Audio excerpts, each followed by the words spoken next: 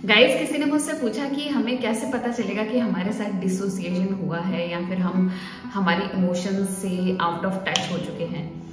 तो गाइस, एक बात आपको बता दूं कि मैंने बहुत साल निकाले हैं बीइंग नम, जहां पर है ना मुझे अपना पेन नहीं फील होता था। एक टाइम आ गया था मैं इतना ज्यादा गार्डेड थी, मेरा नर्वस सिस्टम इतना ज्यादा गार्डेड था कि मुझे किसी की बातों का बुरा लगना बंद हो चुका था। कोई कुछ कहता था मैं एकदम अवॉइड कर चुकी थी। ऐसी स्टेट आ गई थी कि मुझे कोई फर्क नहीं पड़ता था, मैं इतनी ज्यादा नम हो चुकी थी। और इससे ना एक बेनिफिट होता था कि मुझे पेन बिल्कुल भी नहीं महसूस होता था, मुझे किसी भी चीज की कोई भी नहीं पड़ी रहती थी। लेकिन मैंने ये भी नोटिस किया कि मैं अपना प्लेजर भी नहीं फील कर पाती थी, मैं अपनी लाइफ को एंजॉय भी नहीं कर पाती थी। इसलिए गाइज मुझे बहुत ज्यादा एक्सपीरियंस है कैसा लगता है कि कुछ ना फील करना।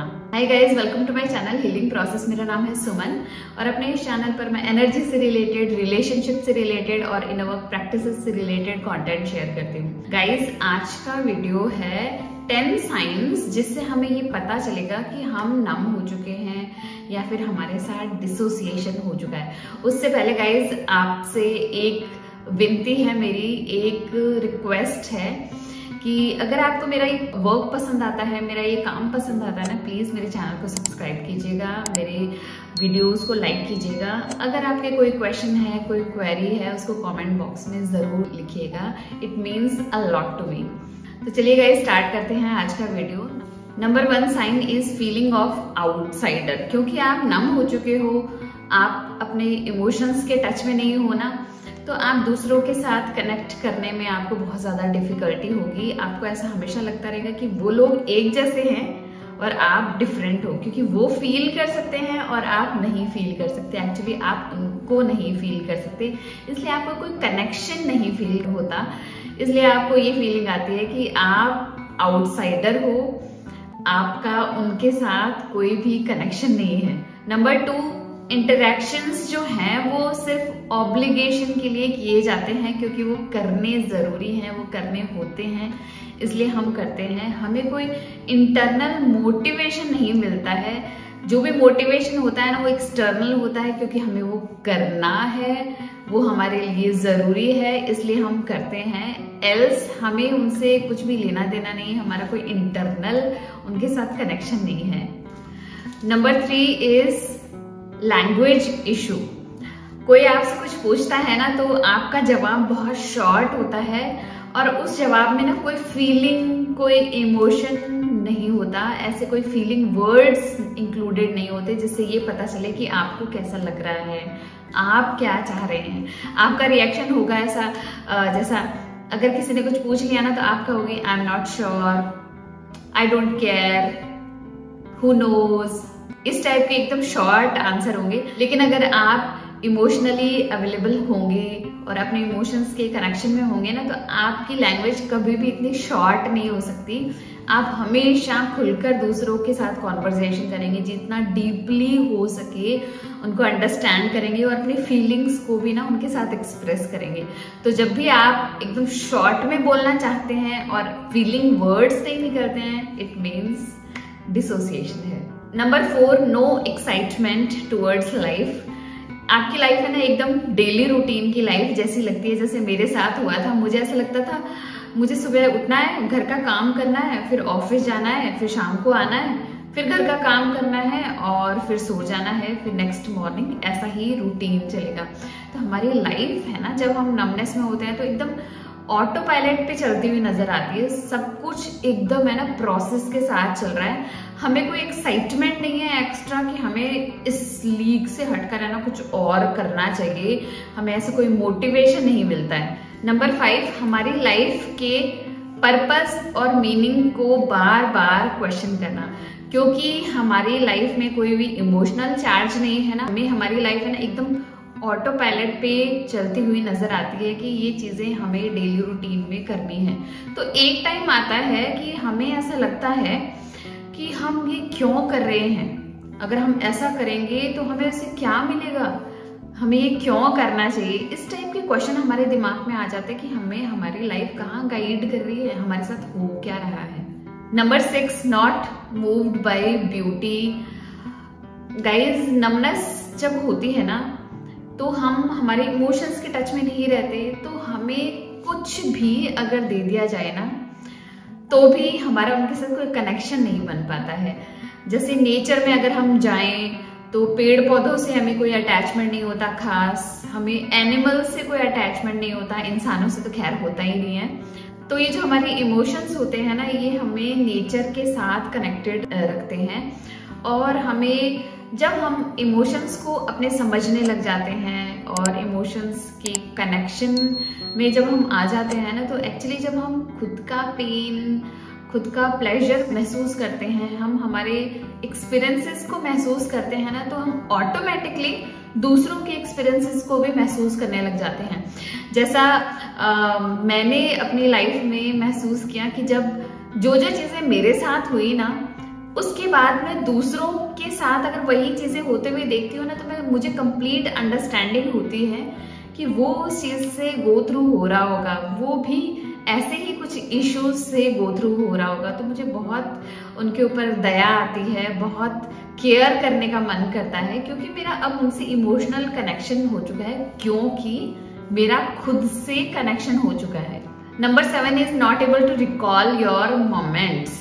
एक्चुअली गाइज, हमारी मेमोरी और हमारे इमोशंस का ना एक डीप कनेक्शन होता है। हम उन मेमोरीज को बहुत आसानी से रिकॉल कर सकते हैं जिसमें कि हमारे बहुत सारे इमोशंस टच में आए हो, सरफेस लेवल पर आए हो, जिस चीज को हमने ना दिल से फील किया हो, उन मेमोरीज को हम हमेशा रिकॉल कर सकते हैं। अगर आप अपने पास्ट एक्सपीरियंसेस में जाएंगे ना, तो आपको वही सारी मेमोरीज सबसे ज्यादा याद रहती है जिसने कि आपके अंदर कुछ इमोशंस को सरफेस लेवल पे लाए थे, कुछ इमोशंस जगाए थे, कुछ इमोशनल शफलिंग आपके अंदर हुई थी। तो गाइस, जब हम इमोशनली नम हो जाते हैं ना, तो हम हमारे इमोशन को नहीं फील कर पाते। जब हम हमारे इमोशन को नहीं फील कर पाते ना, तो गाइस हमें मोमेंट्स याद ही नहीं रहते, क्योंकि हमारे साथ मोमेंट्स है ना ऐसे जैसे पास होते हुए चले जाएंगे, लेकिन हमारा कभी भी उनके साथ कनेक्शन नहीं बन पाएगा, क्योंकि हमारे इमोशंस के साथ ही कनेक्शन नहीं है। तो हमारे लिए बहुत डिफिकल्ट हो जाता है कुछ भी पास्ट का रिकॉल करना जब हम नम होते हैं। अगर आपसे कोई ये भी पूछ लेगा ना, पिछले हफ्ते क्या हुआ था, 2-3 दिन पहले क्या हुआ था, कल क्या हुआ, तो आपको बहुत ज्यादा आपके माइंड में ना स्ट्रेस आ जाएगा कि यार एक्चुअली हुआ क्या था, मुझे याद क्यों नहीं है। नंबर 8, थ्रोट में एम्प्टीनेस होना। एक्चुअली गाइस, जब हम हमारे इमोशंस को सप्रेस कर देते हैं, उसको एक्सप्रेस नहीं कर पाते ना ड्यू टू दिस नमनेस, तो एक्सप्रेस करने के लिए ना हमें थ्रोट चक्रा चाहिए होता है। हम थ्रोट से ही अपना ट्रूथ एक्सप्रेस कर सकते हैं। तो जब ये नमनेस होती है ना, तो यहाँ पर हमारे थ्रोट चक्रा पे ना कोई ब्लॉकेजेस हो जाते हैं, क्योंकि सप्रेस्ड इमोशंस हैं। तो इनकी वजह से ना हमें थ्रोट प्रॉब्लम्स आने लग जाती है और हमें बहुत ज्यादा डिफिकल्टी होने लग जाती है खुद के इमोशंस को एक्सप्रेस करने के लिए, या फिर जैसा हम फील करते हैं वैसा एक्सप्रेस करने के लिए। नंबर 9, जो लोग सबसे ज्यादा खुश रहते हैं, बहुत ज्यादा एक्साइटेड रहते हैं ना, उनके साथ रहने में ना सबसे ज्यादा हमें डिफिकल्टी आती है। एक्चुअली जब हम नम होते हैं ना, तो हमने अपने ऊपर है ना एक मास्क पहन रखा होता है, जिसमें कि हम अंदर से कुछ नहीं फील कर पा रहे हैं, लेकिन हम इस मास्क से ना दूसरों को ये शो करते हैं कि देखो मैं कैसा फील कर रही हूँ। सुपरफिशियली हम उनको ये दिखाते हैं कि मैं भी बहुत अच्छा फील कर रही हूँ, मैं भी खुद को एक्सप्रेस कर रही हूँ, जैसा आप फील कर पा रहे हैं ना वैसा ही सेम मैं फील कर पा रही हूँ। आपको जैसा अच्छा लग रहा है, जितना आप एक्साइटेड है ना, वैसा मैं भी फील कर पा रही हूँ। बट एक्चुअली हमें पता है हम इंटरनली नम हैं।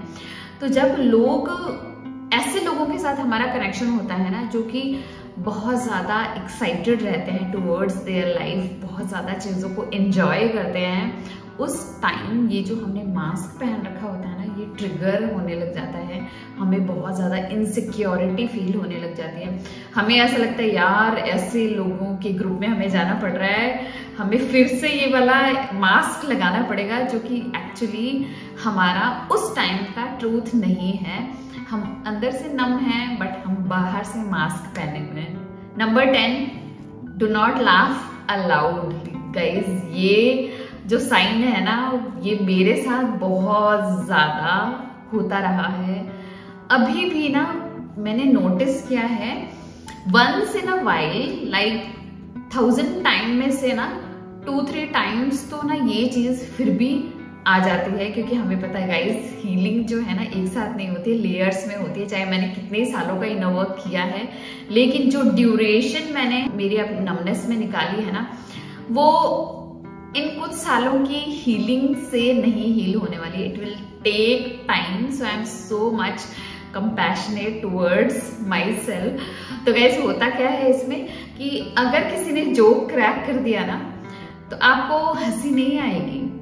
और सपोज आप कॉमेडी मूवी आपको कोई दिखा रहा है, एक्चुअली तो आपका मन नहीं करेगा कि आप कोई कॉमेडी मूवी देखें इतना ज्यादा, लेकिन कोई आपको कॉमेडी मूवी दिखा रहा है तो आपको उसमें कोई खास है ना, आपको हंसी नहीं आएगी। मतलब जो हंसी दिल से आती है ना, जो हंसी आपको बहुत ज्यादा अट्रैक्ट करती है दूसरों की, जैसे बच्चों की हंसी कैसे होती है, कितनी प्यारी होती है, तो वैसी हंसी नहीं आती है आपको। ऑल्दो आपका माइंड उस जोक को ना अंडरस्टैंड करता है, आप अंदर से जरूर उस जोक को समझ के मे बी हंस रहे होते हैं, आपको जोक बहुत फनी लगता है, लेकिन है ना आप एक्सप्रेस नहीं कर पाते, आप इतना जोर से हंस नहीं पाते। तो गाइज ये तो मेरे साथ बहुत ज्यादा हो चुका है, इसलिए मेरा इसके साथ बहुत ज्यादा कनेक्शन है। तो गाइज ये थे 10 साइंस जिससे आपको ये पता चलेगा कि आपके साथ भी डिसोसिएशन हो चुका है, आप भी अपने इमोशंस के साथ इतना ज्यादा टच में नहीं है। अगर इन साइंस में से किसी भी साइन के साथ आप रेजोनेट करते हो, अगर आप इनको फेस कर रहे हो अपनी लाइफ में, तो गाइज मुझे कमेंट बॉक्स में जरूर बताइएगा अगर आप भी ऐसे ही कुछ फील कर रहे हैं। और अगर आपको मेरा वीडियो पसंद आया तो प्लीज लाइक कीजिएगा, मेरे चैनल को सब्सक्राइब कीजिएगा। मिलते हैं ऐसे ही इंटरेस्टिंग वीडियो में, तब तक के लिए बाय।